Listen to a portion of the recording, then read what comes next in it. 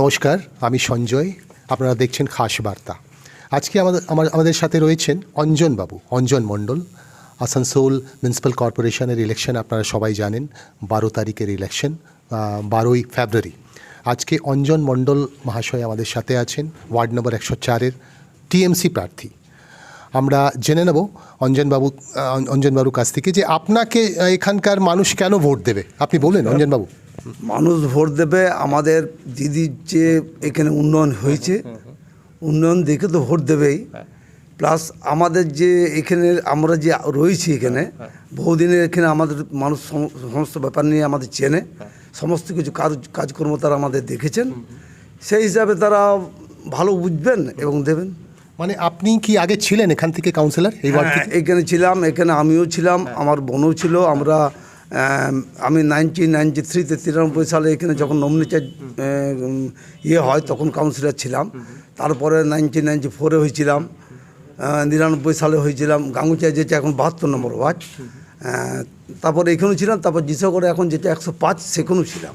আচ্ছা, কি করেছিলেন তখন আপনি বলবেন? হ্যাঁ, কি কাজ করেছিলেন? রাস্তাঘাট মানে যত রকম কাজ আছে, মানুষের যা যা প্রয়োজন ছিল সব রকমই করেছিলাম। আচ্ছা আচ্ছা। কিন্তু অপোজিশন বলছে যে আপনি কোনো কাজ করেননি। সেটা জনগণই বলবে করেছিলাম কিনা। আচ্ছা আচ্ছা। আর জনগণই দেখতে পাচ্ছে যে আমরা করেছিলাম, তারা তো বলবেই, কিন্তু করেছিলাম সেটা আপনারাও দেখতে পারবেন। কতদিন থেকে আপনি পলিটিক্স করছেন অঞ্জনবাবু? পলিটিক্সে অ্যাকচুয়াল যদি বলতে হয়, আমি পলিটিক্সে নেমেছি তখন স্কুল ফাইনাল পরীক্ষা দিয়েছিলাম 1977 সালে, 1977। হ্যাঁ, তখন থেকে করছেন? হ্যাঁ, তখন। কোন পার্টি করতেন তখন? তখন আমরা করতাম ফরওয়ার্ড ব্লক। আচ্ছা আচ্ছা। তারপরে ফরওয়ার্ড ব্লক থেকে যখন নিজেদের মধ্যে একটু হয়, তখন আমরা প্রায় মানে মেজরিটি নিয়ে আমরা বেরিয়ে যাই। বেরিয়ে গিয়ে আমরা তারপর আমি যাইনি, আমরা তখন নির্দলেই দাঁড়িয়েছিলাম। আমি 72 নম্বর ওয়ার্ড, যেটা এখন বর্তমান, আগে ছিল 17 নম্বর ওয়ার্ড। সেখানে আমরা নির্দল হিসাবে আমি এখানে আমার বোন দাঁড়িয়েছিল, বিজয়ী হয়েছিল, এবং ওইখানে আমি নির্দল হিসাবে দাঁড়িয়েছিলাম, বিজয়ী হয়েছিলাম 1999 সালে। আচ্ছা, 1999 সালে। হ্যাঁ। আচ্ছা, তখন আপনি জিতে গেছিলেন? হ্যাঁ, জিতে গেছিলাম। জিতেছিলাম, আমিও জিতেছিলাম, আমার বোনও জিতেছিল। আপনি পলিটিক্স কেন করেন? পলিটিক্স আমাদের একটা নেশা, রক্তে মিশে গেছে, বুঝলেন তো। মানুষের কাজ করা, মানুষের সেবা করা, এটাই আমাদের ধর্ম হয়ে গেছে আর কি, বুঝলেন তো। তাহলে এখন তো সবাই বলে যে এখন পলিটিক্স করে, বিজনেস করে, সবাই কেউ সেবা করে না। আপনি কি ভাবেন? যারা ধরুন মনে করে যে ব্যবসা করে, তারা ব্যবসা করে, কিন্তু আমরা সেবা করি, সেটা আপনাদের জনগণের কাছে গেলেই আপনারা বুঝতে পারবেন যে আমরা মানুষের সেবাই করি। তাহলে ইনকেস যদি দেখুন, আমাদের সঙ্গে রয়েছেন অঞ্জনবাবু, অঞ্জন মণ্ডল মহাশয়, ওয়ার্ড নম্বর 104। আপনি সাপোজ আপনি জিতে গেলেন, হ্যাঁ, তাহলে প্রথম আপনি কি কাজ করবেন এখানকার জন্য, এই ওয়ার্ডের জন্য? দেখুন, সাপোজের প্রশ্ন আসছে না, প্রশ্ন আমি জিতবই। আচ্ছা, আপনি জিতবেন। এটা কিন্তু ওভার কনফিডেন্ট, কিন্তু বিজেপি এখানে ওভার কনফিডেন্ট হয়ে গেছিল। ওরা বলছিল যে আমরা 200 পার হয়ে যাব, কিন্তু আপনিও কিন্তু ওভার কনফিডেন্ট, কিন্তু জিতে যাবেন তো। আলাদা, বিজেপি ধর্ম নিয়ে রাজনীতি করে, আমরা কিন্তু ধর্ম নিয়ে রাজনীতি করি না। আমরা মমতা ব্যানার্জির দল করি, এখানে কোনো জাতপাত নিয়ে আমরা করি না। এখানে সর্বধর্মেরই মানুষ আছে, সর্বজাতিরই মানুষ আছে, এখানে আছে। আমরা বললাম তো, ওরা ওভার কনফিডেন্ট হয়েছিল, ওরা ধর্ম নিয়ে রাজনীতি করে, আমরা কিন্তু ধর্ম নিয়ে রাজনীতি করি না। মানে আপনি জিতবেনই? আমি জিতবো, 100% বলতে পারি যে আমি জিতবো। অঞ্জনবাবু কত কনফিডেন্ট দেখছেন, আপনারা প্রতিক্রিয়া দেবেন, আপনারা জানাবেন। আর আমি জিজ্ঞেস করছিলাম যে আপনি কি কাজ করবেন, হয়তো আপনি জিতলেন, জিতার পর আপনি কি করবেন, প্রথমে কি কাজ করবেন? দেখুন, একটা হচ্ছে মানুষের এবারে বিশেষভাবে জোর দেবো আমরা, এই ধরুন নালি ফালি পরিষ্কার, ওগুলো তো আছেই। আমরা কর্মসংস্থান এবং বাসস্থানের উপর আমরা বেশি নজর দেবো, যেগুলো অনেক গরিব লোকের ঘর বাড়ি ভেঙে গেছে, তারা করতে পারে না। যেমন এখানে যে স্কিমগুলো আছে, 4 লাখ 5 লাখ টাকার এক একটা ঘরের, আমি চেষ্টা করব ওই 4-5 লাখ টাকাতে 5 জনকে করে দেওয়া যায় কিনা বাড়ি আর কি। কারণ 5 জন তারা থাকতে পারবে, কারণ তাদের অত বড় জায়গাও নেই, অত বড় বাড়িতে তারা থাকতেও পারবে না। আমি চাইবো সেটাকে ভাগ করে যাতে 5 লাখ টাকা তো 5 জনের হয়, তারা যেন মাথা গুজার ঠাঁই পায়, সেটা আমি চেষ্টা করবো আর কি। আচ্ছা, আপনার ওয়ার্ডে আমি দেখছিলাম অনেক আনএমপ্লয়মেন্ট, অনেকগুলো ছেলে আছে যারা কাজ নেই ওদের হাতে, তাদের জন্য কি করবেন, কিছু করবেন? ওই তো বললাম যে প্রথমে আমি কর্মসংস্থান, বাসস্থানের আমি প্রথমে নজর। অপশন আছে, দিতে পারবেন, আপনি করতে পারবেন?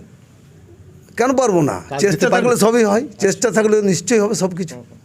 আরও অনেকগুলো সমস্যা আছে আপনার ওয়ার্ডে, কিন্তু জলের সমস্যা আছে, রাস্তাঘাট ঠিক নেই, এইসব ঠিক হ্যাঁ, হবে? রাস্তাঘাট যে ছিলেন কাউন্সিলর, আগে ছিলেন উনি কংগ্রেসের হয়ে এখানে জিতেছিলেন, তো তারপরে তো উনি তৃণমূল এলেন, উনি কাজ অনেক যেগুলো করেছেন, মানে পুরো রাস্তা চৌপট করে দিয়েছেন, পাইপ লাইন বসছে আমাদের, না বলবো না, আমাদের কর্পোরেশন থেকে মমতা দি বসিয়েছিলেন এখানে আসানসোলে, কথা দিয়ে গিয়েছিলেন যে কুলচির বুকে পুরো জল আমি করে দেবো, তো উনি করেছেন জলের ইয়েটা, কিন্তু এমনভাবে রাস্তাগুলো কেটেছে এখনও পর্যন্ত সেগুলো রিপেয়ার হয়নি, সেগুলো তো আমরা নজর দেবই। আচ্ছা। নানান জায়গায় নালি ভেঙে গেছে, নানান জায়গায় রাস্তা খারাপ হয়ে গেছে, সেগুলো তো আমাদের প্রাথমিক কাজ।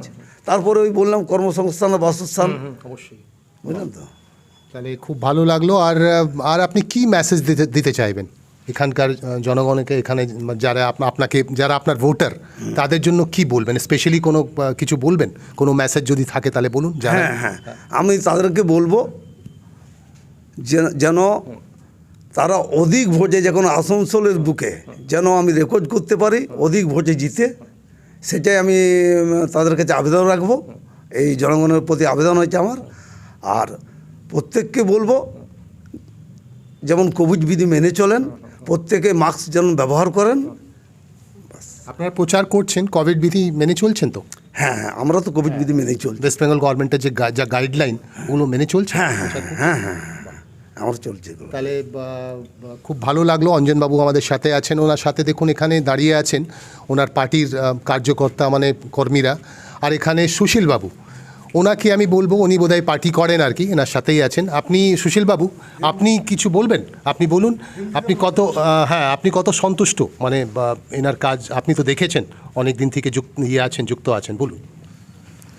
हम लोग तो शुरू से ही देखते आ रहे हैं अंजन दा का जो काम, जो इलाका में जितना उन्नयन जिस समय थे, उस समय कॉरपोरेशन नहीं था, म्यूनसिपैलिटी था, तो म्यूनसिपैलिटी से जितना फंड मिलता था, जिस आधार पे काम होना चाहिए, उस आधार पे हम लोग का इलाका में उस समय बहुत उन्नयन का काम हुआ, बहुत सारा ऐसा काम हुआ। लेकिन अभी कुछ लोग माने बीजेपी से प्रेरित होके, मतलब बीजेपी से प्रेरित होकर किस तरह, जैसे बीजेपी हिंदू मुस्लिम को डिवाइड करती है, तो हमारे यहाँ के कुछ मतलब जो भाई साहब लोग हैं, वो लोग अब इसको डिवाइड करने का चेष्टा में लगे हुए हैं। बावरी मंडल, ठीक है, को डिवाइड कर रहे हैं। हाँ, इस तरह का एक राजनीति, जातिवाद, पॉलिटिक्स, जातिवाद पॉलिटिक्स, जो कि हम लोग कभी समर्थन नहीं करते हैं। हम लोग दीदी का अनुगामी हैं, अभिषेक जी का मतलब ये पे आदर्श पे चलने वाले लोग हैं, तो हम लोग इस जातिवाद को कभी हम लोग आगे बढ़ावा नहीं देते और इस पे कोई ध्यान भी नहीं देते हैं। तो इस तरह के भी लोग हैं जो कि इलेक्शन के नाम पे लोगों को बांटने का काम कर रहे हैं, ठीक है। तो उसका भी हम लोग माने पुरजोर विरोध करते हैं कि इस तरह नहीं होना चाहिए। इलेक्शन में सभी का हक है, सभी अपना अपना वोट लें, ठीक है। वो तो पब्लिक डिसाइड करेगी किसको वोट देना है, किसके साथ जाना है। अब पश्चिम बंगाल में देख लीजिए, दीदी का जो भी प्रकल्प चल रहा है, जितना भी प्रकल्प चल रहा है, उस प्रकल्पों से कितने लोगों को लाभ हुआ है। हमारे यहाँ ही बहुत सारा ऐसा लड़की था जिनके शादी में इतना प्रॉब्लम आ रहा था, लेकिन हम लोगों ने ले जाके वहाँ कॉरपोरेशन से उनको पैसा दिलाया, जिससे बहुत तरह का सहायता मिला। आज बहुत सारा ऐसा पेशेंट है जो ट्रीटमेंट के लिए तड़प रहे थे, आज इतना अच्छा प्लेटफॉर्म मिल गया है, ईजी जाके ट्रीटमेंट करा रहे हैं, चले आ रहे हैं। तो इस तरह का बहुत सारा चीज़, बच्चों को साइकिल, अभी प्रॉब्लम हो रहा था कोरोना के टाइम में कि बच्चे को पढ़ने के लिए घर में मतलब टैब का ज़रूरत पड़ा, उसका भी फुलफिल दीदी वहाँ से किया गया टीएमसी द्वारा। तो ये सब जो उन्नयन का काम हुआ, आदमी इसको देखकर वोट देगा, पब्लिक ये देखकर वोट दे रही है। हम बोलना चाहते हैं, আমি বলতে চাইছি 104 নম্বর ওয়ার্ড, यहाँ अंजन बाबू को क्यों वोट देगा आदमी? अंजन बाबू को इसलिए वोट देगा कि इससे एक विश्वास होता है लोगों को। आप मान लीजिए कोई भी नया चेहरा आ रहा, उस पर विश्वास करने से मतलब क्या करेगा आगे जाके मालूम नहीं है, लेकिन अंजन बाबू इस एरिया के लिए इससे पहले भी रह चुके हैं और इतना काम कर चुके हैं, इसलिए लोग इन पे विश्वास करेगा। दूसरा सबसे बड़ी बात है, इनको जो सिंबल मिला है, ठीक है, वो सबसे बड़ा विश्वास का कारण सिंबल है। वो सिंबल एक ऐसा सिंबल है जिसको कोई भी देख के वोट देगा। क्योंकि वो इतना उन्नयन ही किया है। आज कुल्टी वासी लोग पानी के लिए खुद हम लोग का घर से भुटुंग लेके बाहर दौड़ना पड़ता था, लेकिन आज घर में इतना पानी गिरता है कि लास्ट में बेल बंद कर देना पड़ता है। तो ये सब क्या है, उन्नयन है।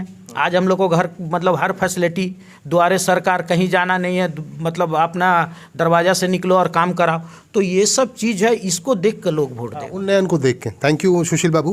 আর লাস্টলি আমি জিজ্ঞেস করব অঞ্জন বাবু, যে ওরা অপোজিশন বলছে, বিজেপি বলছে আমরা কিন্তু ভোট করব এবার, ভোট ওদেরকে করতে দেবো না, আপনি কি বলতে চাইবেন? দেখুন এইখানে অমিত শাহ কিন্তু স্বপ্ন দেখেছিল ইসবাত 200 পার, তার কি হয়েছে দেখুন, তার নথি। ওরা বলবে, ওদের বলার আছে বলবে, কিন্তু শেষ কথা আমরাই বলবো। মানে শেষ কথা আপনারাই বলবেন, বোর্ড আপনারাই তৈরি করবেন, বোর্ড আপনাদেরই হবে। আর কিছু বলবেন আপনাদের এখানকার লোককে? কিছু মনে আসছে, কিছু কোনো মেসেজ দিতে চাইবেন? কিছু স্পেশালি কোনো গিফট দিতে চাইবেন, কিছু উপহার? উপহার তখনই আপনাদের দেবো যখন আপনারা ব্যালট বক্স খুলবে, তখনই কিন্তু আপনারা বুঝতে পারবেন আমাদের জনগণ আমাদের কি উপহার আমাকে কি দিয়েছে, ওটা দেখতে পাবেন। ঠিক আছে, আপনারা শুনলেন, আমাদের সাথে ছিলেন অঞ্জনবাবু, অঞ্জন মণ্ডল মহাশয়, 104 নম্বর ওয়ার্ড। আপনারা দেখুন, এবারে আপনারা ডিসাইড করবেন কি করবেন। ঠিক আছে, আপনাদের উপরে আমরাও ছাড়লাম। ঠিক আছে, আমাদের সাথে থাকবেন অলওয়েজ। আর অঞ্জনবাবু ছিলেন, অঞ্জন মণ্ডল মহাশয় ছিলেন, আমাদের সুশীলবাবু ছিলেন, ওনাদের সাথে কথা বললাম। ধন্যবাদ, আমাদের সাথে থাকবেন, অলওয়েজ থাকবেন। নমস্কার।